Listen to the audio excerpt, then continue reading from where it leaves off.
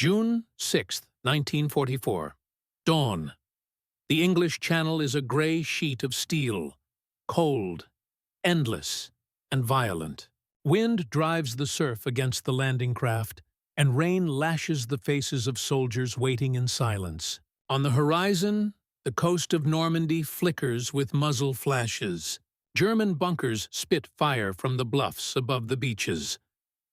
Out at sea, another kind of shape moves, low, strange, and silent. They are not boats, they are tanks.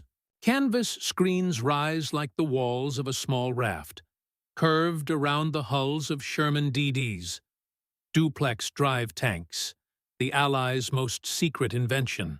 Beneath the surface, propellers churn the gray water. The tanks float forward, bobbing like ghosts. German sentries stare in disbelief. Through their binoculars, they see the impossible. Armored vehicles emerging from the sea, steel crawling on water. Within minutes, the first Shermans touch sand, collapse their canvas skirts, and open fire. Their guns thunder, cutting into the German defenses that had been thought untouchable.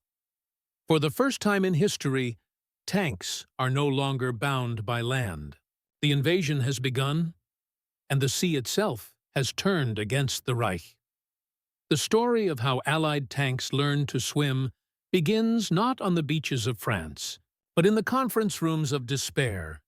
In 1942, Allied commanders faced a cruel arithmetic. Every successful advance in Europe would end at a river or coastline, and every bridge would be destroyed before they reached it. In North Africa, tanks had triumphed across sand.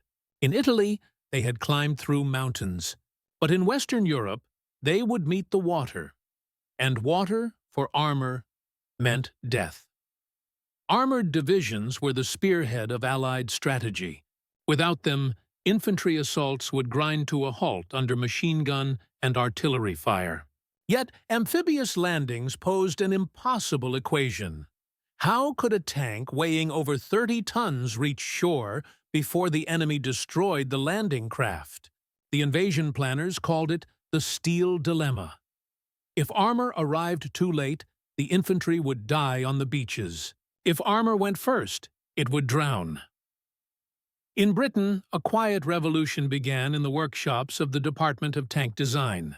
Among the engineers was Nicholas Straussler, a Hungarian-born inventor obsessed with flotation. He had already designed amphibious cars for civilian use before the war.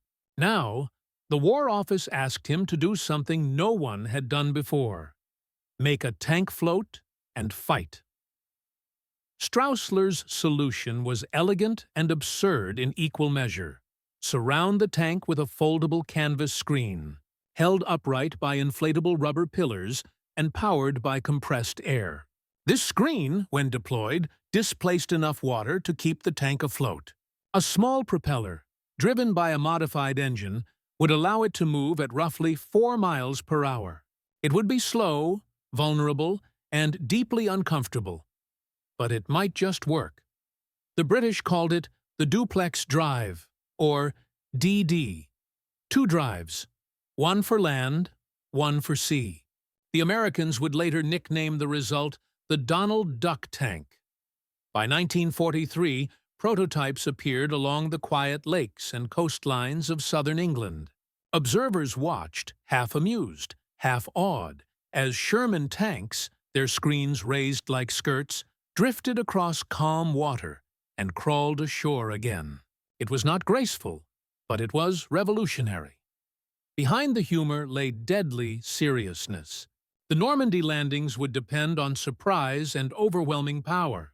The Germans had fortified the French coast into a concrete labyrinth, the Atlantic Wall, lined with mines, anti-tank guns, and artillery bunkers. If the Allies failed to establish armor on the beaches within the first hour, the invasion could fail entirely. Flamethrowers, naval guns, and bombers could soften defenses, but only tanks could take and hold the beach. To reach those beaches alive, the tanks would have to do the impossible. In the months before D-Day, the British and Americans began training select crews in complete secrecy. They practiced at dawn and dusk on remote lakes in England and Scotland. Only a few hundred men were chosen. They were told almost nothing at first, only that they would be learning to swim in a tank. The training was brutal. If the waterproofing failed, the vehicle sank within seconds. Escape drills were mandatory. Many men admitted later that they feared the water more than the enemy. Yet with each trial, the technology improved. Strausler's screen became stronger, the propellers more reliable, and the crews more confident. By late 1943, the Allied Combined Operations Staff had accepted the concept. A plan was approved to fit Sherman tanks with the Duplex Drive system for amphibious assaults. Tests in rough seas off Scotland proved marginal, but the potential was too great to ignore. The final decision came from the very top. General Eisenhower authorized the DD tanks for the invasion of Normandy. In his briefing notes, he underlined one line: "Success depends on armor landing early." Waikiki, fate of D-Day, and perhaps the war in Western Europe, would rest on the shoulders of a few hundred men and their strange floating machines. The crews called them swimmers. The Germans, when they finally saw them, would call them something else entirely. Because to the men guarding the Atlantic Wall, the sea was supposed to be safety. It was about to become an enemy. In the final months before D-Day, Britain became a workshop of secrets. Fields in Dorset and Scottish lochs were closed to the public. Engineers worked under tarpaulins, soldiers patrolled perimeters, and even local fishermen were warned away. The invention they were protecting looked ridiculous. A tank wrapped in canvas. But its potential could change the war. The Americans, initially skeptical, soon became believers. General Omar Bradley saw a demonstration at Fritton Lake in early 1944. As a Sherman DD rolled into the water and began to drift, onlookers laughed, until the tank kept moving, turning its turret while afloat. Bradley later wrote that the sight felt like watching a battleship being born. Behind that small miracle lay a mountain of engineering. The Duplex Drive system required meticulous sealing. Every joint, hatch, and vent had to be waterproofed with rubber paste and grease. The canvas flotation screen, 8 mm thick, was supported by an inflatable frame that had to withstand the pounding of surf and machine gun fire. When deflated, the screen folded neatly around the hull so the tank could fight as normal once ashore. Crews learned to deploy the screens in less than a minute, to judge wind and current, to steer by compass, because the bow waves obscured all vision. Every soldier who climbed into a DD tank carried a special breathing apparatus, a knife to cut free of the screen, and a quiet understanding that if the motor stalled, there would be no rescue. Training films produced in 1944 were clinical and calm. They showed tanks rolling into still water, waves lapping at the canvas skirts, propellers spinning. What they did not show were the failures. Tanks that capsized, screens that tore, and crews who drowned within sight of shore. Those incidents were recorded, studied, and hidden. The success rate still hovered around 80% in calm conditions, acceptable given the stakes. Meanwhile, the Germans fortified every stretch of coastline they could reach. Rommel, tasked with defending France, ordered miles of mines, steel stakes, and underwater obstacles placed along the beaches. He was convinced the Allies would attack somewhere along the Channel coast, but he expected the tanks to come by landing craft, not by sea. In March 1944, final preparations began. Across southern England, the 79th Armored Division, under Major General Percy Hobart, assembled an entire collection of experimental vehicles known as Hobart's Funnies. There were flail tanks to clear mines, bridge-laying tanks, and amphibious DDs. Together, they would form the backbone of the assault. Each beach had its share of these secret machines. Omaha and Utah would receive American DD Shermans. Gold. Juno and Sword would see British and Canadian versions. To maintain secrecy, The term Duplex Drive was never used in official briefings. Crews referred to them as DDs, or simply the floaters. Mechanics painted over serial numbers. Every trace of their true capability was concealed until the night before the invasion. While the Allies prepared, the weather grew worse. Early June brought fierce winds across the channel, waves over 6 feet high. Meteorologists warned that conditions were too rough for small craft, let alone floating tanks. Eisenhower delayed the invasion once, then faced a decision that would define history: proceed under marginal weather or risk losing the element of surprise. He chose to go. On the eve of D-Day, 6th of June 1944, more than 250 DD tanks were loaded onto landing craft tanks, LCTs, bound for the beaches of Normandy. Their crews waited below deck, seasick and silent, clutching photos of families they might never see again. Many had practiced the crossing dozens of times. None had done it under fire. They knew the risks. In briefings that night, officers reminded them that if the wind grew worse, the flotation screens could tear and the tanks would sink instantly.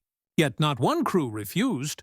One sergeant from the 741st Tank Battalion later recalled, "We'd seen too many infantry die without armor. If we could float ashore, maybe we could change that." As the invasion fleet pushed into the storm, Allied soldiers in the landing craft could see, through breaks in the rain, the silhouettes of tanks bobbing in the darkness beside them. Awkward, fragile, and unreal. No one on the German side knew they existed. To them, the Atlantic Wall was unbreakable. They would learn the truth at dawn, when steel rose from the sea. When people remember D-Day, they think of beaches, soldiers, and endless gunfire. But hidden beneath that chaos were layers of human effort, invention, and quiet courage that made the impossible possible. The story of the amphibious Sherman is not only mechanical, it is profoundly human. For the men who crewed the Duplex Drive Shermans, the machine was both a miracle and a coffin. Each DD tank carried a crew of 5: commander, gunner, loader, driver, and co-driver. Inside, space was suffocating. A steel box barely wide enough for 2 men to pass. Once the canvas skirt was raised and the hatches sealed, they were effectively sealed inside a floating metal drum. The sound of the engine was deafening. The smell, oil, exhaust, and salt water, was constant. In training, crews practiced escape drills daily. If the tank began to list, they had less than 20 seconds to react before it rolled under. Those who panicked often didn't make it. Every crewman knew men who hadn't resurfaced. Yet when orders came, they went anyway. They were not elite units or volunteers. Many were ordinary soldiers reassigned from other regiments, farmers, students, factory workers, learning to fight inside a machine that defied nature. But by the spring of 1944, these men had developed an unspoken bond. They trusted the tank as much as they feared it. One British sergeant described the moment before launch. "You sit there with the sea licking at your tracks and think, this isn't what tanks are meant for. But then you remember the boys on the beach waiting for you, and you start the propeller." When they rolled off their landing craft into the waves, the crews couldn't see the horizon. The world became gray water and engine noise. Compass needles were their only guides. Some sang to keep calm. Others stared at the instruments, waiting for land to appear. For those who reached the beach, the relief was brief. Once ashore, they dropped the flotation screen, reconnected the transmission to the tracks, and began fighting immediately, often under direct fire. There was no time to breathe. For these men, survival was not measured in victories, but in minutes. The Duplex Drive system was one of the most daring engineering feats of the war, a strange fusion of desperation and genius. At its core, it used a simple principle: displacement. A Sherman tank weighed around 33 tons. To make it float, Straussler's engineers needed to displace an equal weight of water. The answer was the flotation screen, made from layers of rubberized canvas stretched over a steel frame and inflated with compressed air. When deployed, it wrapped the tank like a skirt, rising to chest height around the hull. This design gave the tank enough buoyancy to stay afloat. Barely. It could not withstand large waves, and if the skirt tore, the vehicle would sink in seconds. Beneath the rear hull, twin propellers connected to a secondary drive system powered by the engine pushed the tank forward. Steering was achieved through the movement of these propellers. Controlled by levers inside the hull on land, the crew deflated the screen using a release valve, which caused it to collapse neatly against the sides. The propellers were disengaged, and the normal drive gears took over. In less than a minute, the tank could transform from a boat to a combat vehicle. It was this speed, this duality, that made the DD so revolutionary. The Germans had experimented with amphibious armor before the war, such as the Panzer II Tauchpanzer used during the planned invasion of Britain, but those designs required full waterproofing and could only drive underwater with a snorkel. Cumbersome, slow, and risky. The Sherman DD was faster, simpler, and more flexible. However, the technology came with a cost. The skirt made the tank top heavy and unstable. The slightest puncture could cause disaster. During early tests, even small-caliber gunfire was enough to sink a DD. That was why secrecy was essential. If the Germans discovered the weakness, they could easily counter it. Yet for all its fragility, the invention embodied Allied pragmatism. Not perfection, but enough to work. It was a machine built not for elegance, but for necessity. When the tanks launched on D-Day, every propeller, every bolt of canvas represented years of testing, failure, and faith in an idea no sane soldier should have believed in, until it worked. The strategic brilliance of the DD Sherman was not its firepower, but its timing. Before 1944, amphibious landings followed a brutal pattern. Infantry went first, tanks followed later once landing craft could reach the shore. This delay left soldiers exposed, pinned down by machine gun nests and artillery. The DD tank inverted that logic. By launching tanks first, directly from the sea, Allied planners hoped to deliver armor support in the opening minutes of battle. The tanks could draw fire, suppress bunkers, and give infantry a fighting chance to move up the beach. For the invasion of Normandy, each assault sector was assigned a specific number of DD tanks to lead the charge. At Omaha Beach, 29 DD Shermans of the U.S. 741st Battalion were tasked with arriving before the first infantry waves. At Sword Beach, British DDs of the 13th 18th Hussars would do the same. If they succeeded, the landings would gain a foothold. If they failed, thousands could die. The tactical gamble was immense. Commanders knew the tanks were vulnerable to weather.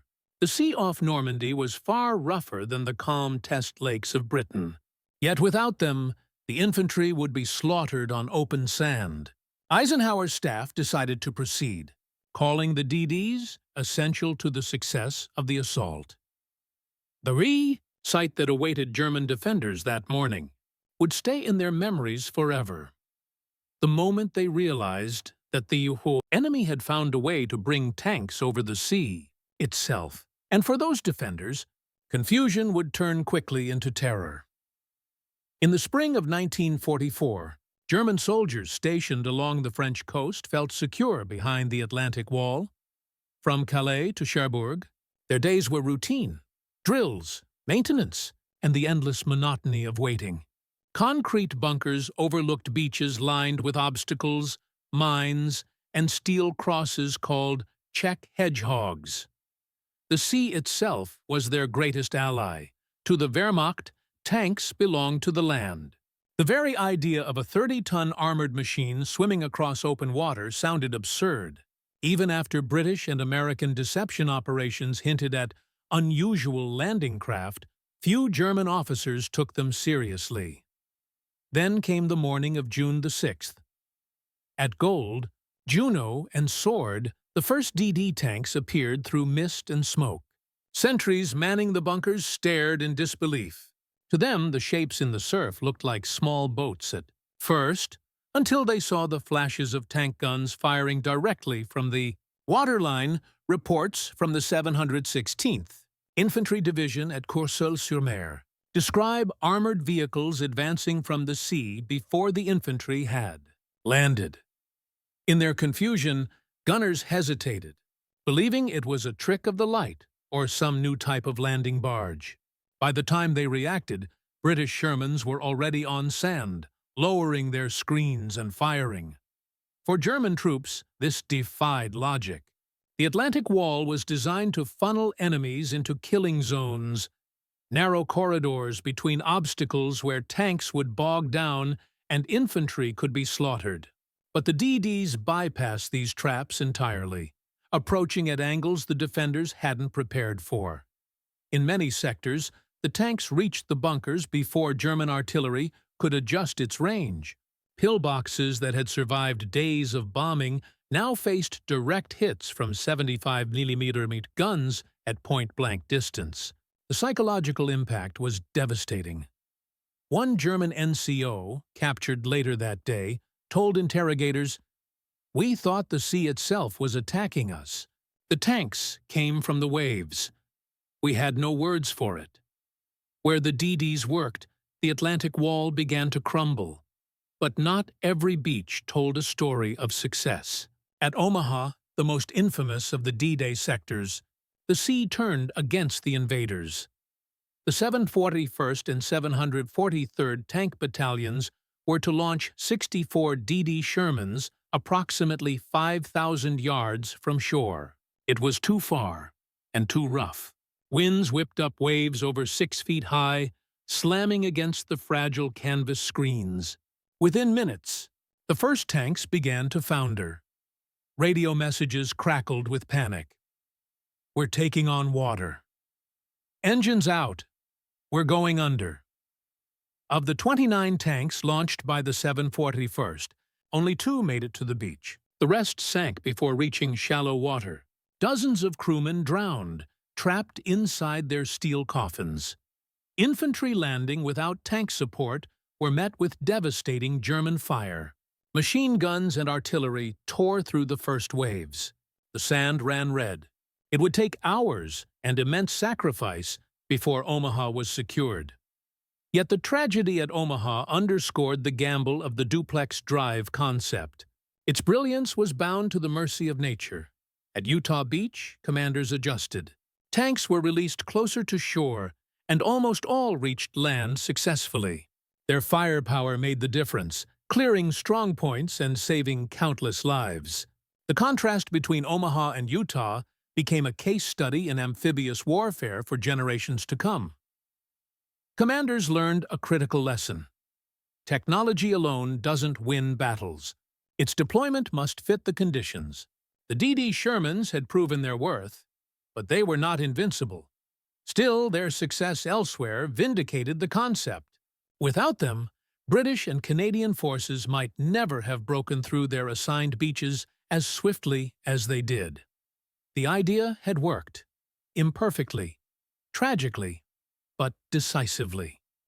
At the center of this innovation stood Major General Percy Hobart, a man once dismissed as eccentric and difficult. Before the war, Hobart had been forced into early retirement from the British Army, considered too outspoken, too unconventional. When Churchill reinstated him in 1941, it was a controversial decision, but Churchill saw what others didn't. A visionary, Hobart believed that engineering could save lives. He saw warfare not as brute force, but as adaptation. His 79th Armored Division became a laboratory of invention, producing tanks that flailed mines, bridged rivers, launched rockets, and swam across seas. His funnies, as they were nicknamed, were strange and ungainly, but devastatingly effective. The Duplex Drive Sherman was one of his proudest achievements. Hobart personally oversaw tests, often standing knee-deep in freezing water as tanks rolled past. He pushed crews to master every detail: deployment speed, wave control, compass navigation. Failure, he told them, was acceptable in training, but never in battle. Many Allied officers initially mocked the funnies. American commanders in particular were skeptical of their complexity. But after D-Day, few doubted Hobart again. His machines had turned beaches once thought impregnable into doorways of liberation. Hobart's philosophy was simple: the best armor a man can have is ingenuity. The D.D. Sherman embodied that spirit: awkward, unreliable, yet capable of rewriting the rules of warfare. His work would echo long after Normandy. The very concept of amphibious armor, once laughed at, became a standard for future military planning, from Cold War landing operations to modern expeditionary forces. By dawn on June the 6th, the Allies had done the unthinkable. They had brought armor over the sea. German officers in their bunkers could only watch as the tides turned, literally, against them. But the real test of the D.D. Shermans was still unfolding on the beaches themselves, where their success and failure would decide the fate of the invasion. The first light of dawn on June 6, 1944, broke through the storm clouds like a blade. Across the gray waters of the Channel, the largest armada in history closed in on France. Nearly 7,000 vessels, stretching from horizon to horizon. Within that swarm, tucked inside the belly of flat-bottomed landing craft, were the amphibious Shermans. Their engines throbbed under canvas covers, propellers ready, crews tense. At H-hour -30, green flares burst over the fleet, the signal to launch the D.D. tanks. At Omaha Beach, it was chaos from the start. Lieutenant Colonel Charles C. Reed of the 741st Tank Battalion gave the order to deploy. LCT ramps dropped, and the first wave of Shermans rumbled forward into the churning sea. For a few seconds, the sight was extraordinary. Tanks floating off into the dawn, bobbing gently like fishing boats. But then the waves hit. 6-foot swells smashed against the canvas skirts. The tanks began to list. Water seeped through seams, pooling at the base plates. Some crews tried to pump it out. Others turned their propellers toward the shore, desperate to maintain course. Within minutes, the sea claimed the first of them. One by one, they sank. From the decks of the landing craft, sailors watched helplessly as entire crews vanished beneath the surface. The air was filled with the sound of hissing steam, collapsing canvas, and men shouting through radio static. Some tanks barely cleared 200 yards before going under. Only 2 of the 29 DDs launched reached Omaha's sand. The rest lay silent beneath the surf, engines still idling as the waves closed over. Those that survived rolled ashore and went straight into the fight. The 2 tanks, nicknamed Cannonball and Chicago by their crews, fired relentlessly into German positions, covering the advancing infantry. They were outnumbered and alone, but they made a difference. Further west, at Utah Beach, the story was different. There, Lieutenant Colonel Joe Cole of the 70th Tank Battalion made a critical decision. Seeing the rough waves, he ordered the LCTs to release their DD tanks only 1,000 yards from shore instead of 5,000. It was an act of instinct, and it saved them. All but 1 tank reached the beach safely. The sight of Shermans emerging from the surf under heavy fire shocked the German defenders. Within 30 minutes, Utah's beachhead was secure. The difference between disaster and success came down to judgment, a commander's feel for the sea. Meanwhile, the British and Canadian beaches, Gold, Juno, and Sword, became a display of engineering triumph. At Gold Beach, 79th Armored Division's D.D. Shermans launched 2,000 yards offshore. The sea was calmer. The tanks advanced in steady formation, canvas screens glistening with seawater. When they touched sand, they deflated their skirts, engaged their tracks, and opened fire within seconds. Their 75mm guns silenced multiple German strongpoints that had survived aerial bombing. Infantry followed behind, using the tanks as moving shields. At Juno Beach, the Canadian 1st Hussars faced fierce resistance. Machine gun nests raked the shallows, but the DDs kept coming, some already firing while still half afloat. Their accuracy, even in motion, was deadly. One Canadian officer later wrote, "The first thing we saw on the beach was a tank firing over the waterline. It was like watching the impossible made real." On Sword Beach, the 13th and 18th Royal Hussars achieved near-perfect coordination with the infantry of the 3rd British Division. The DDs landed almost simultaneously with the first troops. Within an hour, the beachhead was secure, and armor was pushing inland toward Caen. For the Germans, the illusion of the Atlantic Wall shattered. Their defenses, designed for traditional assaults, had no answer to armored vehicles arriving from the sea. In some sectors, radio operators screamed reports of tanks swimming ashore. In Berlin, staff officers dismissed them as errors or exaggerations. But for soldiers in Normandy, the impossible was happening before their eyes. In the space of an hour, the entire doctrine of coastal defense, built over 4 years and thousands of tons of concrete, was rendered obsolete. In the chaos of that morning, the Duplex Drive Shermans demonstrated something no weapon ever had before: the fusion of land and sea power in a single strike. At 06:30 hours, Allied infantry reached the beaches alongside their amphibious armor. Smoke, dust, and salt hung thick in the air. The sea behind them boiled with landing craft and wreckage.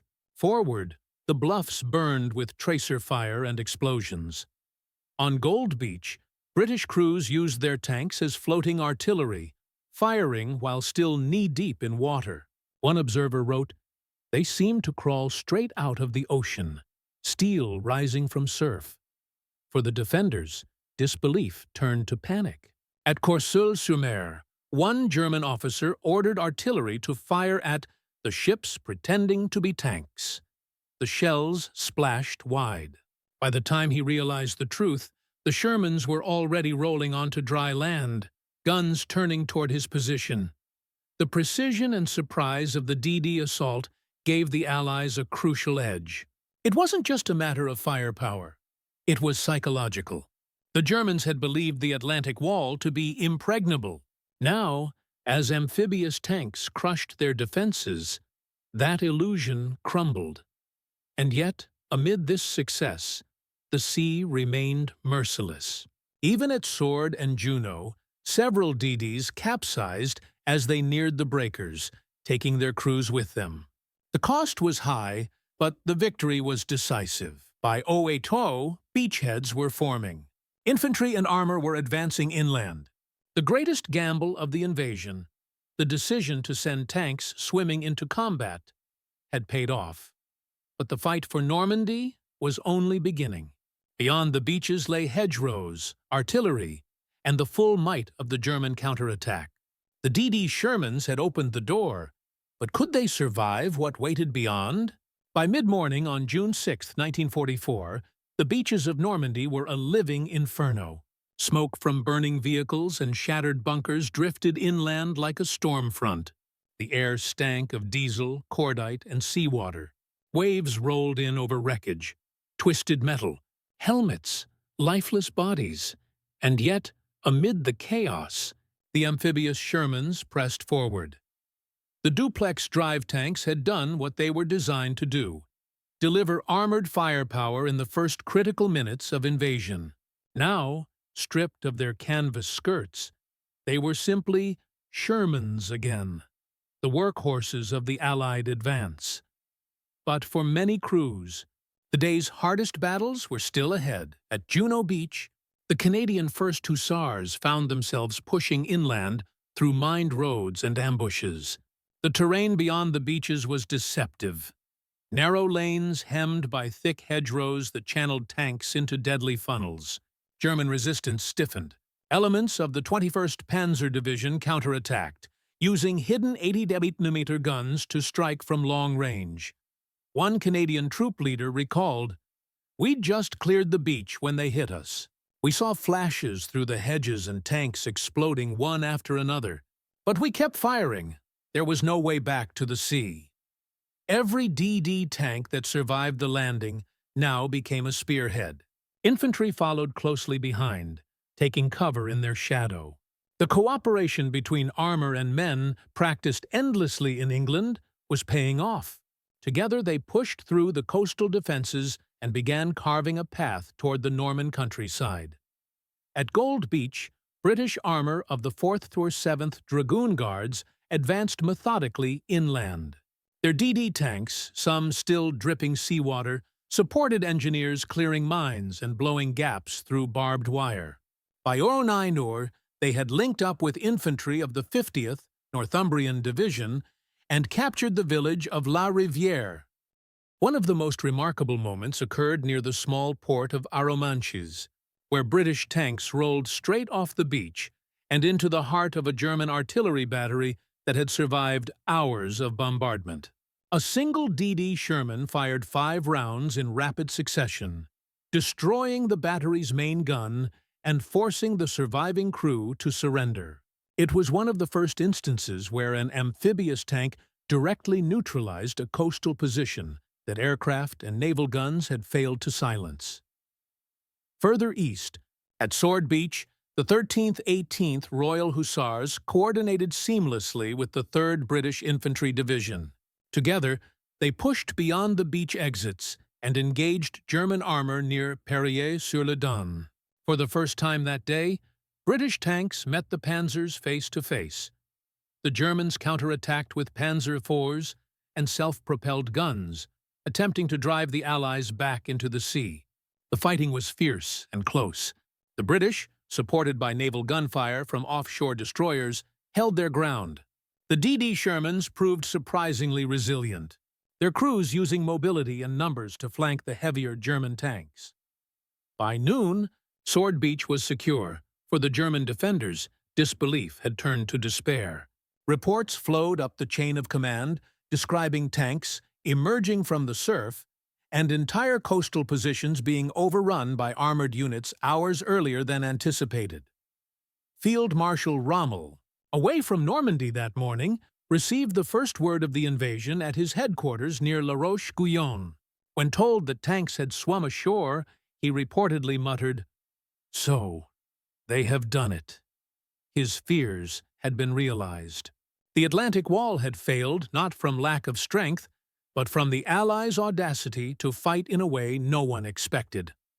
At Omaha Beach, the story was bloodier. Infantry, lacking their expected tank cover, fought inch by inch up the shingle under relentless fire. By midday, reinforcements from later waves, including a few surviving DDs that had landed directly on the sand, began to make a difference. Their guns silenced strongpoints that had pinned men down for hours. Slowly, painfully, the tide turned. Lieutenant Colonel George Taylor of the 16th Infantry Regiment famously ordered, "There are 2 kinds of people who are staying on this beach, those who are dead and those who are going to die. Now, let's get the hell out of here." And they did, supported by the tanks that somehow, against every odd, had made it ashore. By evening, all 5 Allied beachheads were secure: Utah, Omaha, Gold, Juno, Sword. Each battered, each costly, but each successful. The amphibious Shermans, though few in number compared to the thousands of men who fought beside them, had played a role far larger than their tonnage. They were proof that preparation, ingenuity, and sheer courage could overcome even the most formidable defenses in military history. As the sun set over Normandy, the tide rolled back across the beaches, revealing the wrecks of the morning, burned landing craft, shattered guns, and the outlines of Sherman DDs lying half-submerged in the sand. To the soldiers who passed them, they looked like relics of a different world. Strange machines that had walked on water and changed the course of the war. In the days that followed, engineers inspected the wrecks, studying what had gone wrong. Survivors gave interviews to war correspondents, their stories already turning into legend. The British press called the DDs the swimming Shermans. To the Germans, they were something far more terrifying. Proof that no wall, no matter how tall or thick, could stop the Allies from coming. The Battle of Normandy would rage on for months. Town by town, hedgerow by hedgerow, the Allies fought inland. But the first victory, the moment the tide turned, had been won on that morning, when tanks defied the sea. By June 7th, the world had changed. The Allies had not only breached Hitler's fortress Europe, they had rewritten the rules of war, and the quiet genius of a Hungarian engineer, brought to life by the determination of British and American crews, had made it possible. The Shermans that floated across the Channel would never again be dismissed as experiments. They had proven that courage and engineering could make even steel swim, and that sometimes the impossible simply takes longer to build. The morning after D-Day dawned cold and silent. Smoke still hung over the beaches, mingling with the mist that rolled in from the Channel. The sand was littered with the remains of men and machines, a grim mosaic of victory and loss. Among them lay the twisted frames of Duplex Drive Shermans. Some rested on their sides, their canvas skirts torn and tangled like the wings of fallen aircraft. Others stood upright, engines half submerged in tidal pools, their guns pointing inland as if still guarding the beachhead. For the Allies, the success of the invasion was undeniable. 5 beachheads were secure, a foothold had been gained in France, and the drive toward the liberation of Europe had begun. Yet, behind the celebration was a quiet reckoning, a sober acknowledgement of how costly the victory had been, and how narrow the margin between triumph and disaster truly was. The Duplex Drive tanks were both symbols of ingenuity and tragic reminders of risk. At Omaha Beach, 27 of the 29 launched Shermans were lost to the sea. Dozens of crewmen drowned before ever firing a shot. For the 741st Tank Battalion, it was one of the blackest mornings of the war. Survivors spoke little of it afterward. One driver later recalled simply, "We sank before we ever reached the fight." But across the other beaches, Utah, Gold, Juno, and Sword, the results were markedly different. Out of more than 250 DD Shermans launched across all sectors, roughly 70% reached shore successfully. Those that did made an immense difference. Their firepower broke through fortified lines, saved infantry pinned on open sand, and created the breaches through which the Allied invasion advanced. In official reports written weeks later, British officers credited the amphibious tanks with ensuring the establishment of the initial bridgeheads. The War Office technical summary stated bluntly, "The presence of armored support within the first 10 minutes of the assault was a decisive factor in overcoming resistance." The DD tank fulfilled its designed purpose to a remarkable degree. Behind those sterile words lay stories of raw courage. At Sword Beach, one DD crew fought for 9 continuous hours without leaving their vehicle, expending every round of ammunition and resupplying from wrecked tanks. At Gold, a single Sherman from the 4th 7th Dragoon Guards destroyed 3 German 80mm guns that had pinned down an entire infantry company. For the infantrymen who landed beside them, the memory of tanks emerging from the surf remained indelible. To many, it felt like divine intervention, an impossible vision made real. One soldier from the British 50th Division later said, "We thought we were finished until we saw the Shermans coming out of the waves. It was as if the sea itself was fighting for us." In contrast, the German reaction in the days following D-Day bordered on disbelief. Intelligence reports sent to Berlin contained references to armored vessels and submersible tanks. Some officers refused to accept the reports at all, convinced they were Allied propaganda. Others, including engineers in the Wehrmacht weapons office, requested captured examples for study. By mid-June, fragments of destroyed DD tanks were recovered and analyzed. The Germans quickly realized how the canvas flotation screen worked and how fragile it was, but it was too late. The Allies already had a foothold, and the war was moving inland. The impact of the DD tanks went beyond the beaches. Their success proved that amphibious armored operations were not only possible, but practical. Engineers immediately began refining the concept, developing improved waterproofing kits, better screens, and more reliable propulsion systems.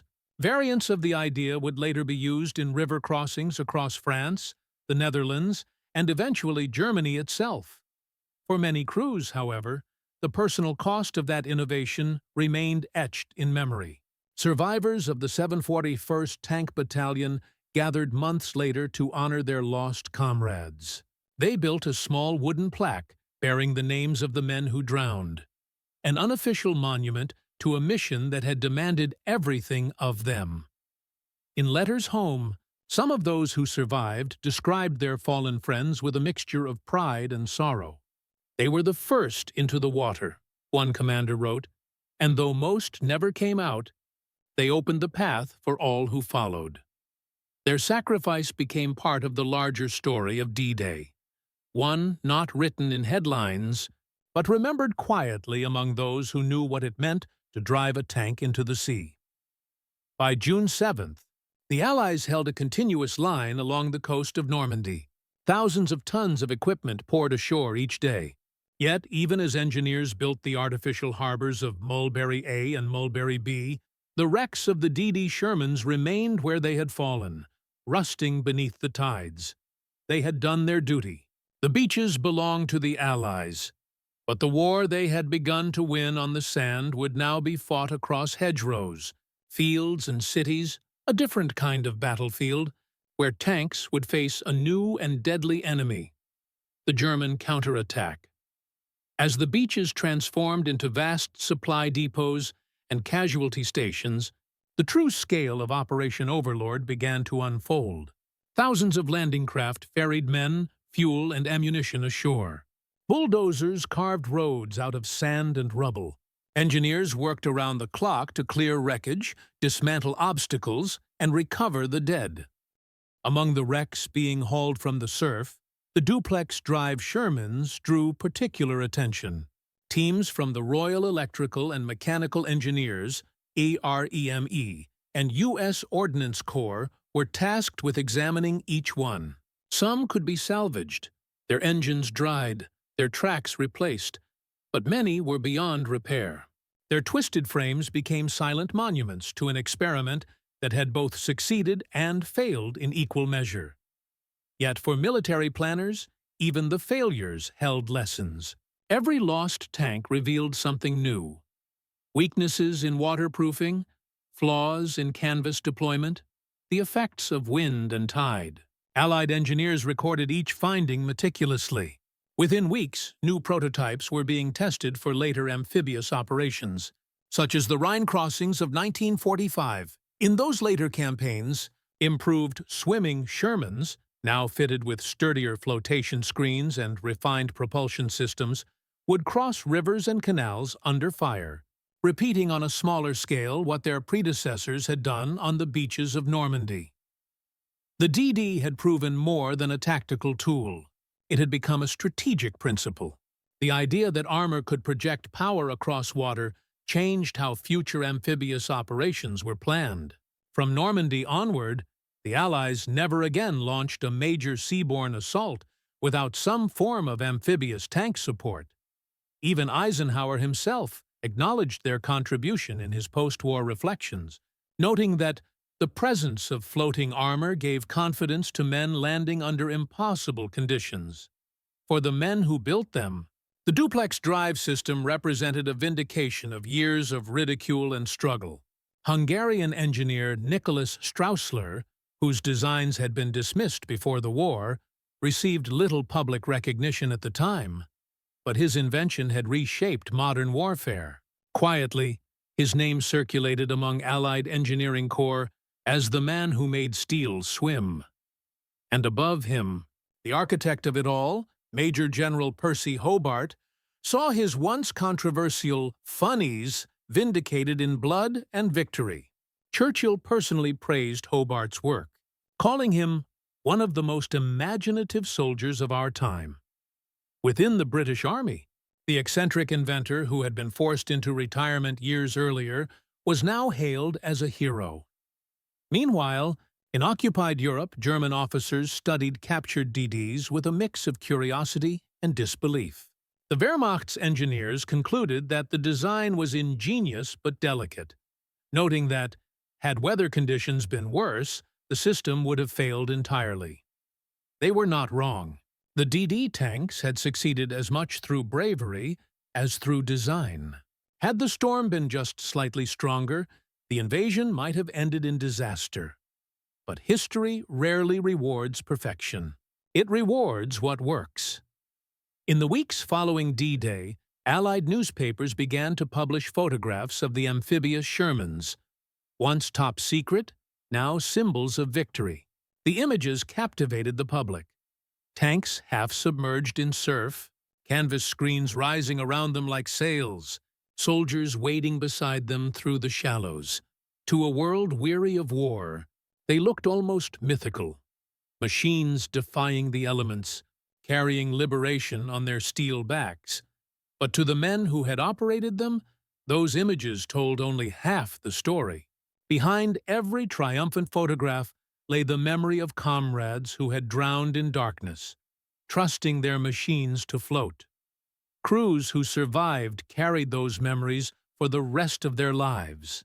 In letters and diaries written months later, many expressed quiet pride, not for having fought, but for having arrived. The act of crossing the sea inside a tank was itself an act of defiance. As one British driver wrote in 1945, they said tanks couldn't swim. Ours did. And that was the day the war turned. By the end of the Normandy campaign, more than 50,000 Allied vehicles had landed across the beaches first breached by the DD Shermans. Roads were paved, airfields constructed, and the long push toward Paris had begun. The German army, stunned by the speed of the advance, fell back through France. What had started with an impossible idea, a floating tank, had ended with the liberation of a continent. In the years that followed, the legacy of the Duplex Drive tank lived quietly in the background of military history. Its principles inspired future amphibious vehicles from the Korean War to the present day. Even modern armored engineers still refer to Straussler's invention when designing machines that must cross rivers, swamps, and seas. On the beaches of Normandy today, remnants of those first amphibious Shermans still lie buried in the sand, rusted, barnacled, and silent. They are not simply wrecks. They are the bones of an idea, the proof that in war, the boundary between sea and land is not a line, but a challenge. And on June 6, 1944, that challenge was met. The image of a Sherman tank rolling out of the sea remains one of the most haunting symbols of the Second World War. It captured everything that defined the Allied struggle: ingenuity, courage, and a relentless will to overcome what seemed impossible. For centuries, the sea had been both a shield and a barrier. Armies could invade only where ships could land, and ships could go only where tides allowed. But on that gray morning in June 1944, men and machines blurred that ancient boundary. Steel met saltwater, and the line between ocean and battlefield vanished. The Duplex Drive Sherman was never a perfect weapon. It was fragile, awkward, and often deadly to its own crew. But it embodied something far greater than engineering. It represented imagination, the belief that even in total war, invention could shift the balance of fate. Many who watched those tanks crawl out of the surf described the moment with a kind of reverence. To them, it was not merely a machine advancing, but civilization itself, rising from the depths to reclaim the continent from tyranny. In the decades that followed, Military historians would analyze the technical genius of the DD system, the tactics of amphibious assault, the logistics that made D-Day possible. But for those who were there, the memory remained simpler. Cold water, rough waves, the hum of engines beneath steel, and the sight of the French shore ahead. It was the moment when the impossible became real. Today, the remains of those Shermans lie quietly under sand and surf. Their steel shells are corroded, their canvas long gone. Yet their story endures, not in museums alone, but in the way humanity remembers courage under uncertainty. The Duplex Drive tanks were more than machines of war. They were proof that innovation, however desperate, could bridge worlds from sea to land, from fear to freedom. And on that single morning in 1944, as they rose from the gray waves of Normandy, the world saw that bridge take form, and history itself crossed it.